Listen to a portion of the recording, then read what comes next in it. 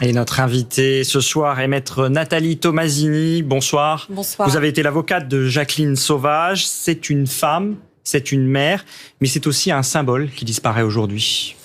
Oui, alors beaucoup d'émotions à cette tragique nouvelle. Jacqueline Sauvage, je vous l'avais dit, c'est devenu un symbole. Elle n'a pas voulu l'être, mais elle est devenue, avec cette vague de la société civile qui l'a, à l'époque, aidée, soutenue, jusqu'à ce que François Hollande la gracie totalement en décembre 2016.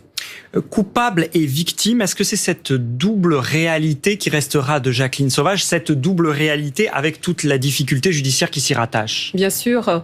Vous savez, toutes ces femmes qui tuent leur conjoint violent, nous les défendons en qualité de victimes.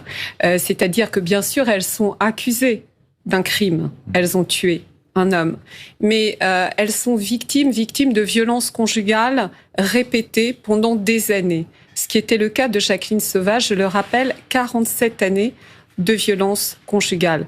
Donc avec cette affaire, bien sûr, toutes les victimes de violences conjugales se sont reconnues en elle. Jacqueline Sauvage a tué, mais indépendamment de cela, elle a pu faire comprendre ce qu'était la notion d'emprise. Pourquoi, pendant 47 ans, on ne quitte pas son mari violent? Dépendance, bien sûr, affective, mais économique. Et puis la peur et l'omerta de la société. Et c'est ça qu'elle a souligné dans le cadre de la médiatisation de ces affaires. C'est l'histoire de Jacqueline Sauvage qui a permis quelque part à la société de mieux comprendre ce qu'était le phénomène des violences conjugales. Peut-être une question plus personnelle, maître. Quel souvenir vous gardez de votre relation avec Jacqueline Sauvage, que ce soit pendant sa détention ou ensuite? Écoutez, c'était une femme taiseuse. Lorsqu'on l'a rencontrée la première fois en détention, c'était comme un animal blessé. Elle n'avait plus confiance en l'autre, elle n'avait plus confiance en personne. Nous l'avons apprivoisée, nous avons tissé des liens d'amitié presque filiaux avec elle. Pour moi, la disparition de Jacqueline Sauvage marque à la fois ma vie privée. Je l'ai dans mon cœur, Jacqueline, depuis toujours, depuis ce temps où je l'ai rencontrée cette première fois en détention. Et puis évidemment, ça a été un tournant dans ma carrière professionnelle. Et bien évidemment, cette femme était extrêmement humaine, contrairement à ce qu'on a pu dire, ce qu'on a pu évoquer. Ce n'était pas une criminelle.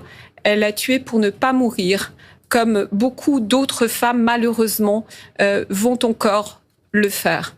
Avec Gisèle Halimi, j'imagine que c'est aussi là un deuxième symbole de la cause féministe qui disparaît en peu de jours. Incroyable calendrier, j'allais dire, du destin. Deux figures qui, pour moi, dans un domaine totalement différent, sont et resteront des symboles de l'avancée des droits des femmes.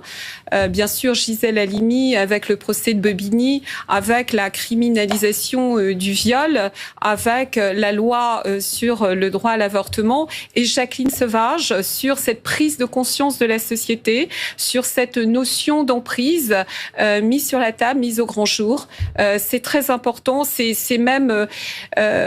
justement, mon émotion est d'autant plus grande que coup sur coup, à quelques jours d'intervalle, on a ces deux disparitions. On imagine que vous et d'autres, vous allez continuer le combat de Jacqueline Sauvage. Est-ce qu'elle le souhaitait ? Bien sûr. Jacqueline Sauvage, il faut le rappeler, nous avait demandé de plaider la légitime défense. On l'oublie trop souvent parce qu'elle s'estimait en danger de mort permanent avec son mari violent et donc en état de légitime défense. Bien sûr, elle s'est retrouvée dans son intimité avec ses proches, qu'elle n'a pas engagé un combat d'une manière extrêmement concrète auprès des victimes de violences conjugales, mais parce que je crois elle était extrêmement fatiguée. Et ces 3 années, c'est très peu, voyez-vous. 2017, 2018, 4 années, presque 3 ans et demi, c'est très peu. Et je pense que si cette femme n'avait pas été graciée par François Hollande, elle serait partie, elle serait décédée en détention. Et ça, merci.